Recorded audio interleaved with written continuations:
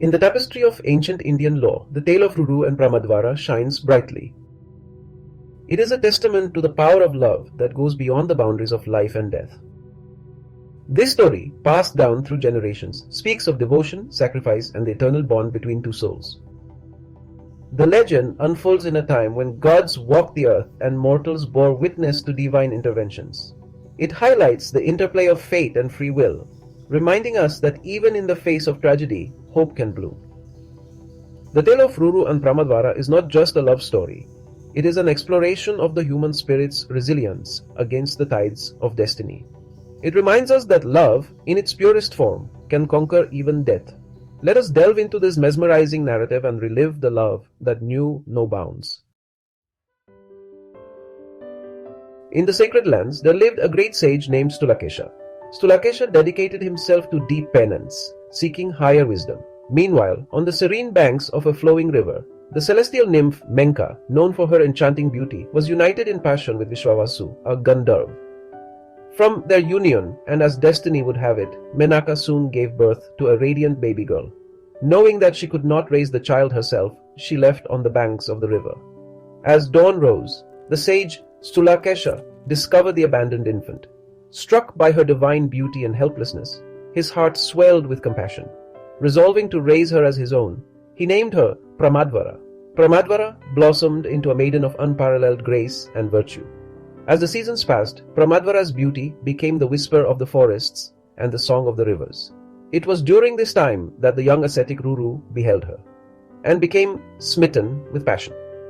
Ruru went to his father Pramati and told his father that he wishes to marry Pramadvara.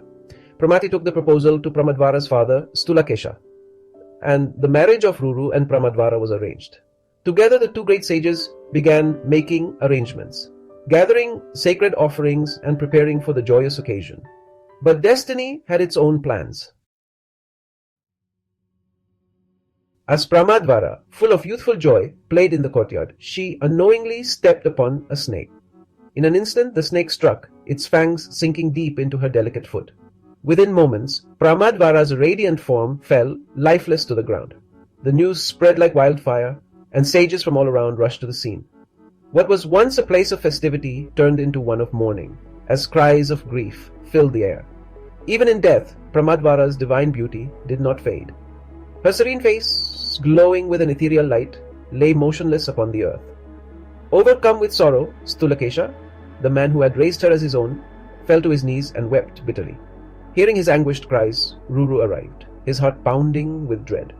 As his eyes fell upon the lifeless body of his beloved, a cold wave of despair washed over him. She seemed as if she were merely asleep, untouched by time, her beauty undiminished. Overwhelmed by sorrow, Ruru could no longer bear the sight of the weeping sages. With a shattered heart, he stumbled away from the gathering, his mind drowning in unbearable grief. Tears streamed down his face as he cried out in agony, "O cruel fate! You have sent this cursed serpent to snatch away my happiness, to shatter my world into pieces. What have I done to deserve such misery?" His voice trembled as despair consumed him. "Where do I go now? What meaning does life hold for me when my beloved lies lifeless before me? I cannot bear this pain. How can I live when the one who was my very soul has been taken away?" Falling to his knees, Ruru clenched his fists, his body shaking with sorrow. His breaths grew ragged, his mind clouded with despair. With unwavering determination, Ruru knelt down, cupping water in his hands. His voice trembled with devotion as he made a solemn vow. "If every act of worship I have performed, if every prayer, every ritual, every offering to the gods holds any merit, if my service to my teachers, my penance, my recitation of the sacred Vedas, and my devotion to the sun have any power, then let my beloved Pramadvara be restored to life. If she does not return, then I too shall surrender my life at this very moment."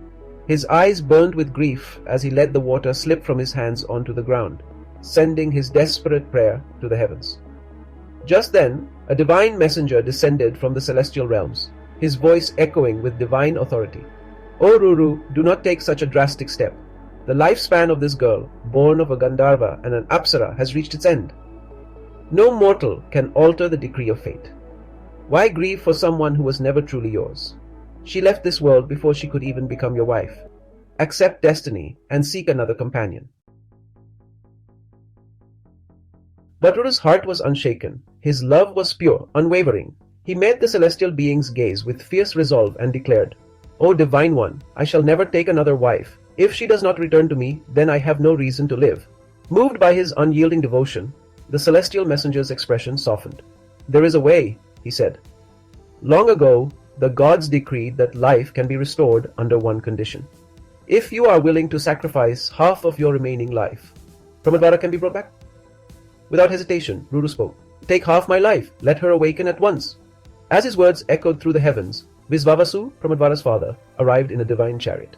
The celestial beings carried Ruru's, Kyardiza's plea to Yama, the Lord of Death. Yama, seated in his celestial court, listened to their request. His deep, resonant voice filled the air. "If Ruru willingly gives up half his life, then so be it. Let the girl rise again." In that moment, life surged back into Pramadvara's lifeless form. Her breath returned, her eyes fluttered open, and she rose as radiant as ever.